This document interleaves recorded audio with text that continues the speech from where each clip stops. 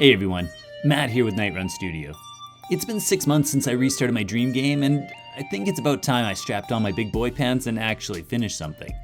No more aimless drifting or chasing shiny new features. It's time to set some clear goals and actually hit them. As a high school teacher, summer vacation is my launch pad, so here goes. I'm committing to a small, polished demo by August 31st. No excuses. For 6 months, I've been in feature dump mode, building a world worth exploring, giving players items, equipable gear, and plenty of ways to die painfully. My player controller finally feels solid, and exploration is starting to be fun. I've created the ability to place buildings, stash resources inside of them. The player can find NPCs and assign them homes within their village. But that's where things start to fall apart a bit. An enemy portal periodically spews foes your way, which creates that just survive until morning sort of tension. In the calm between attacks, you can discover NPCs, give them a home in your village, but all they do is stare vacantly at you from inside their homes. If I'm gonna have a small demo ready by the end of summer, this is the last major piece missing from the gameplay loop. I need to make life a little more complicated. My next goal is to give villagers everything they need to suffer productively: hunger, fatigue, and murderous robots who want to kill them. And once they're enduring chaos, I'll give them hope. Let them shoot arrows, hide in towers, wander until they collapse from hunger, and occasionally pass out in the middle of a war zone. I want to take my cozy village sim and turn it into something a little more like a medieval anxiety simulator. So here's the plan. May is AI month. I get my villagers reacting and living in the world as much as I can in 1 month. In June, I create a stable gameplay loop and get my high school programming students to give me some early playtest feedback. July and August, I debug, tutorialize, polish, and maybe add a couple of features depending on what my early testers say. By the end of August, ship a polished 10 to 15 minute demo to launch alongside a Steam wishlist page. Is that reasonable? I don't know, I've never done this before, but by the power of the internet, I can learn anything, right? So step 1. I dropped a villager into the scene and got him idling. At least he looks alive now. I created a villager scriptable object which will serve as the DNA for these NPCs. It holds their starting stats, background information, their favorite brand of breakfast cereal. I inject some genetics and poof, new villager. Now, even an infant reacts to stimulus, but not this guy. Burn just kinda chads his way through life. I need to build in some reactivity. So I created 2 new states, enemy detected state and ranged attack state. Now he's got a detection radius, and when an enemy enters, he plays this grow and stretch animation with an exclamation mark that appears above his head to telegraph what's happening. Next, he needs to actually do something. For reasons I can no longer comprehend, I decided to start with a ranged attack state. My reasoning was something like, hey, if Space Invaders could make base defense with projectiles fun back in 1978, then it should be easy for me to do it in 2025. Yeah, that was a thing I thought. I sketched out a quick half-naked archer animation, figuring I'd perfect it later. Here's an early attempt at ranged attacks.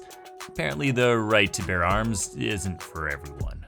Space Invaders made this simple, by just firing in a straight line. This nuance eluded my lizard brain, which immediately decided that arcing arrows would be more fun. I spent an entire weekend working on arrow trajectories. Straight line firing's easy, it just hits stuff in its path. Firing on a parabola requires all sorts of predictive calculations and trigonometry. That would be great, except that to give you an idea of how good I am at trigonometry, I had to ask the internet if trigonometry is even the right word for what I was doing. Turns out it's hard to reliably predict where a moving target will be when a projectile reaches it. I struggled mightily for 2 days, then thought of the elegant simplicity of Space Invaders. Maybe I should just go back to straight lines. But then I remembered that I'll need them to be able to shoot from towers and cliffs, and a straight line would just go over their head. I had to figure this out. Eventually, I arrived at a solution that seems to be working. I decided to fire the arrow in a straight line after all. However, I now adjust the gravity over time, so that if it's above the target, we add heavier gravity. When it's roughly in line with the target, the gravity goes to 0, and if it's below the target, we actually give it a negative gravity, causing it to float a little bit. Once arrows could land, I gave the enemies the power to demolish towers, and promptly remembered gravity exists. Now villagers can tumble off their embattlements. Also improved the arc embeds effect by animating hitboxes to follow each enemy sprite, so that when an enemy moves, the embedded arrow actually moves with it. Great, so now these NPCs can kill and be killed. but I wanted these people to be unique. I'm taking the time to uniquely animate each villager, so I really should make them act unique too. I added skill levels so that in addition to stats, villagers will be able to train specific abilities, like woodcutting, farming, and shooting. These levels will affect things like the yield of their crops, the damage and knockback they deal, and the accuracy of their shooting. I'm sure my villagers will love me, but now they have a random chance to miss their target that's based partly on their skill level. At least now if they miss a shot, it's their own fault. The player can rage at that stupid villager who always misses at point blank, and fall in love with the sharpshooter who seldom misses. And ultimately, the player has control, as they can choose to train their villagers if they really want them to get better. Alright, it was time to scale this up. I had an alarm system, so that as soon as one NPC sees an enemy, the whole village gets the alert. This is a simple static event that sends out a message to all villagers and tells them the current location of the threat. I gave them an alert state and a move state. Now they have the ability to march into battle when an enemy approaches. I'm not sure what this guy's doing, but hey, he's only 2 weeks old, so I'm pretty sure this is developmentally appropriate. Now I needed to use those towers. First I made the NPCs move to the nearest tower. I cheated ladders by teleporting them from ladder bottom to ladder top, just colliders. 3 lines of code, 0 animations, don't judge. And that's when I realized that my villagers actually can't die. They just have an empty health script. So I gave them some health, loaded up some enemies and villagers for a battle royale. This was sort of working. They were taking damage, getting knocked back, and then they all disappeared. I tried replaying the scene to figure out where all the villagers went, but again they disappeared. One more time, this time in slow motion. And it turns out my villagers have a hive mind. When one dies, they all sacrifice themselves. Turns out that my on-death event was static, so as soon as it gets called for one villager, they all get the message. Fixed that, made some minor tweaks, like making villagers in towers face the right direction. And now, NPCs can defend their home, or die trying. I decided it was time to integrate this with my village building simulation. I dropped in an inactive villager, gave him a home, and stuff broke. First time I hit play, I watched him walk on air, ignore enemies, and finally walk off a cliff into a bottomless pit. I'd created my first successful lemming tribute. Eventually I got this all working. He could detect walls, cliffs, and enemies. He could defend himself from the forces of the 80s. But something was still missing. Sure, my villagers could fight, fall, and flail their way through battle, but in between those moments of high-stakes violence, they were basically well-armed goldfish. I needed to give them life. A day-night cycle, hunger, fatigue, all the charming biological inconveniences that come with being alive. Because what's the point of surviving a raid if you don't also have to deal with sleep deprivation and low blood sugar? I started with hunger and rest. First, I made them apply to the player, so that a hunger debuff would slow his move speed, as would exhaustion. I picked some thresholds for these to take effect, gave him some icons, and hooked up some status bars. Now when he gets hungry or tired, he slows down.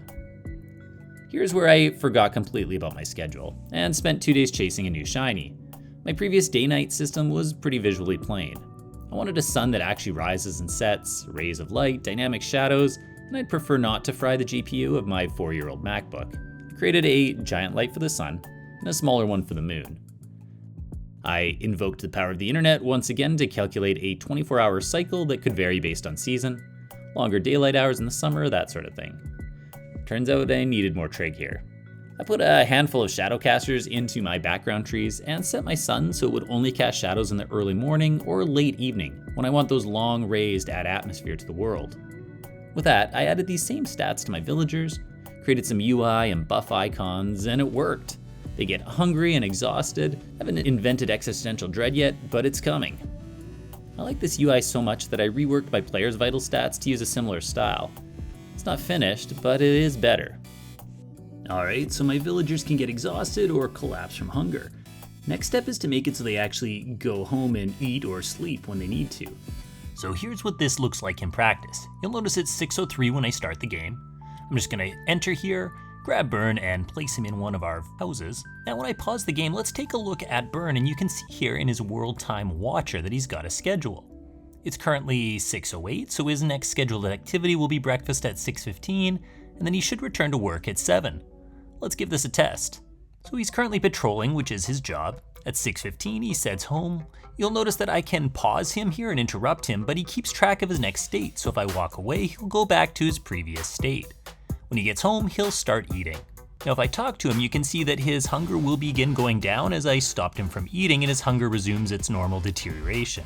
When I walk away, he'll go back to eating again. Finally, at 7 o'clock, he heads back to work. That's working quite nicely, and the great thing is that now if he's interrupted by something else, like say a call to war, he'll also remember once that's done that he needs to go home and eat or sleep. With those updates, I found myself suddenly at the end of May. 3 weeks until my students playtest this thing.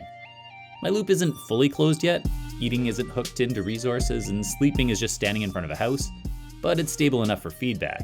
After that, July and August will be all about refinement, wishlist setup, and hopefully, demo launch prep. Stay tuned. In mid-July, I'll share how my students mercilessly rate my controls. I hope to see you in that video. Until then, this is Matt with Nightrun Studio. Cheers.